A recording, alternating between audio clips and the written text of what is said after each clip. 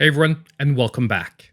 So today, I thought we'd take a look at the evolution of my physical game collection for the Nintendo Switch. Now if you're wondering why I'm doing this, well the last time I did this was in the 5K subscriber update, and I know a lot of people really liked it, and a lot of people also continually ask to take a look at behind the scenes here at Maple Syrup Gaming. Now if you look at the games in front of you, this isn't my physical game collection. This is only the games that I've added since I did my video in the month of April. So over 5 months, I've added 49 games to my physical game collection. And if you're wondering if there were 49 releases that were worthwhile in the last 5 months, no there weren't, because a lot of these games are actually games I already own digitally that I thought were worthy enough that I wanted them in my physical collection. And there are a few of these that are just some crazy deals that I came across that at the price the game was being sold, I picked it up just to try it out. Pretty much the same thing I do each and every week on the regular eShop Deals videos.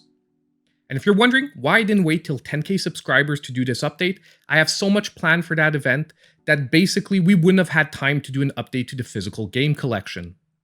And you know what? If I get a positive spin on this video and you guys like this, we'll do this on a quarterly basis, like maybe every 3 or 4 months. I'll tell you where I'm at in my collection and which are my favorite games that I picked up and whatnot. Now, if you saw my 5K subscriber video, we'll pretty much be doing the same thing today, and in a few seconds, I'll be switching to my overhead cam. I'll separate the games into different groups based on something that they have in common, and I'll talk a little bit about the outliners. So we're gonna get started, and don't forget that if you do like what you see and you wanna see more, best way to show me that is to hit the like button and subscribe to the channel if you aren't already. Now, the first section we're going to look at are the physical games that are new releases that I waited for the physical version. I could have got the digital one a few hours quicker, but you know what? It was worth it. These are games I were really anticipating and really wanted a physical version. Now, among these, I would say that the outliners are definitely Sonic Colors that basically we're going to do a video on very soon, but I'll tell you right away, the glitches were overhyped. Of course, I hope they get fixed, but on a normal playthrough, most people will probably never get them. Game Builder Garage was a super original experience, super happy I picked it up, but overall I don't have the time to develop games because of all the reviews I'm trying to do and whatnot, but I'm still happy I have it in my collection because it was really a one-of-a-kind game. Alex Kidd was okay, I was hoping for something better. Kiwi is a really good party game. I put a quick gameplay up there. I don't know if we'll have time to circle around and do more content on it, but if you're looking for a really awesome co-op game to play, this is a really nice one.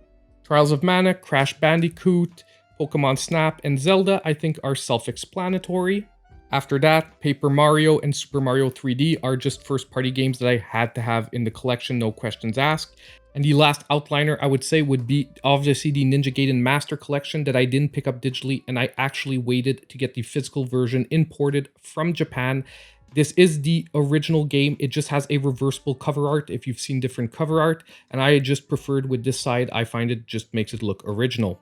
Now next we're going to do a really quick section. I got 4 new shoot 'em ups in the last 5 months, but all of these I would say are great entries. Darius Burst is a really good all-around shoot 'em up for someone that's getting into the gameplay, or even a veteran that just wants a more laid-back yet still slightly challenging experience. R-Type Final 2 really lives up to the R-Type type of dynamic with really hardcore gameplay. Raiden 4 is probably one of my favorite arcade-style top-down shoot 'em ups. If you have the money and you don't mind spending it on a really good shoot 'em up, I say that Raiden 4 is among the best. In Cotton Reboot, I'm really looking forward to having more time to play. I've only played a couple of hours of it, but it is an awesome, awesome port of the arcade original, and I really recommend it to anyone who likes cutie-ups. Now, the next games are games that even though they were not necessarily new releases at the time I got them, they were games that I just had to have eventually in my physical collection because they are just some amazing games, even if they weren't necessarily new releases. Or Scott Pilgrim was technically a new release, but since it's a special edition, I decided to put it with these. As you can see, I even have the Nippon Ishi collection here that is unopened at the moment just because I definitely do not have time on the channel for a strategy RPG, but Phantom Brave is among one of my favorite all-time strategy RPGs, and as soon as I get around to having time for that, I will be definitely diving right in. Rune Factory 4, I really underestimated. I was surprised by how good and varied the gameplay was. It's not stellar, like it's not groundbreaking, but it is a really good game overall. 2 Point Hospital is one of the best simulation type games we have for anyone that likes a park builder with a hospital theme behind it. Aladdin and The Lion King are two games that I had never finished as a kid because they were just too hard, so I had to get this collection to be able to finish them as an adult. Finally, we have Dragon Quest XI that I think is self-explanatory, and Panzer Paladin that I played on stream, and I'm super happy I picked up. It has become one of my favorite retro 2D platformers. Now next, we have the craziest section. These are games that I already own digitally that I decided to rebuy in physical format for two reasons. Number one, I like them so much. Number two, if you own multiple Switches, you know that if you're not connected to the internet, you can unfortunately not play games if you're on the go without a Wi-Fi connection. And to simplify it, when we're on the move with the family, I basically made my Switch the secondary Switch. So I have the physical editions of the favorite games that I like to play on a regular basis to make sure that even if the kids want to play any of the games I've already downloaded, they can do it on their Switch, whether they have internet or not, and I have my physical versions. Wargroove is an amazing strategy game. Definitely recommend it. On top of it, I imported this one from Europe, got it for only $15. It is a steal at that price. It comes with all the DLC because this is the deluxe edition.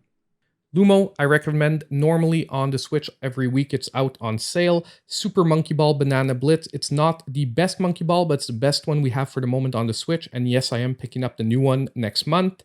The Trine Collection is just a must-have, and unfortunately Trine 1 to 3 was a download code, but since I downloaded it now to a second account, I can actually play it as long as I have a Wi-Fi connection at the same time. We have the Capcom Belt Action Collection that I imported from Japan as well. This is the Beat 'em Up Collection. It is amazing. I had to have it.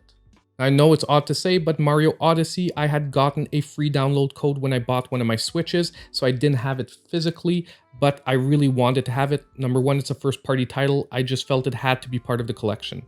Next, we have Kunai, which I also imported from Europe, is a really, really underestimated Metroidvania. Ori and the Will of the Wisps, I don't think I need to explain. Tanuki Justice is theoretically my rarest game. There's only been 1,500 copies of this version of Tanuki Justice printed, and this is one of them. I am super happy. One of my favorite arcade-style games. XCOM 2 collection, the only one of those collections I was missing out of the 2K game collections. Yoku's Island Express, one of the best Metroidvanias we have on the Switch. And Very Very Valet, which is a pretty decent party game, especially if you're playing with younger children. Now this is part 2 of the games that I already own digitally. So we have Blue Fire, Blasphemous, Evergate, Greek, Nexamon, and Kaze that are not even open. They're still in their wrappers. I got them too recently, haven't needed them on the move yet. Since I have the digital version, they're going to stay sealed till I actually need them. And you know what? Maybe a couple of these will never be opened. Then we have Super Lucky's Tale and Scully. Scully is maybe not a favorite game of mine, but I got it at such a cheap price that it was definitely worth it. I recommend it normally on the eShop when it's $7.50. This game is a really nice 3D platformer. Now the last part of the collection is probably the funniest. These are the games that I picked up because they were just on such great sales that I said, why not? Let's try them out. Let's just start with Balan Wonderworld. This game was unfortunately a real disappointment. It's not that the game is broken or doesn't work. The gameplay is just boring. It just isn't fun. And these other 4 games were actually much better than I first thought. Don't get me wrong, these aren't good games. I don't recommend buying them like at $20, $30, but if ever you see these on the eShop for like $5 to $10 one day, these are really decent pickups. Cobra Kai and Shaq Fu are okay 2D brawlers.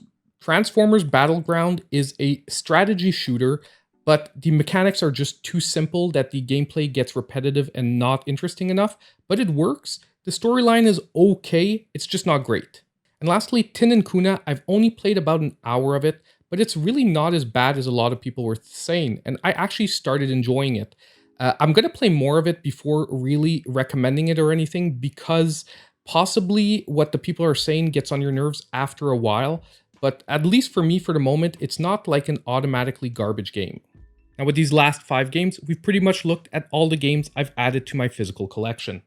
So that was pretty much it for my update to my physical game collection.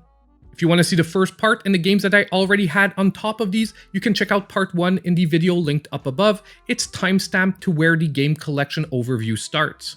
If you have any questions about any of the games or any games that I plan on buying, you can always drop that in the comments down below as well. I'll try to answer as many people as possible.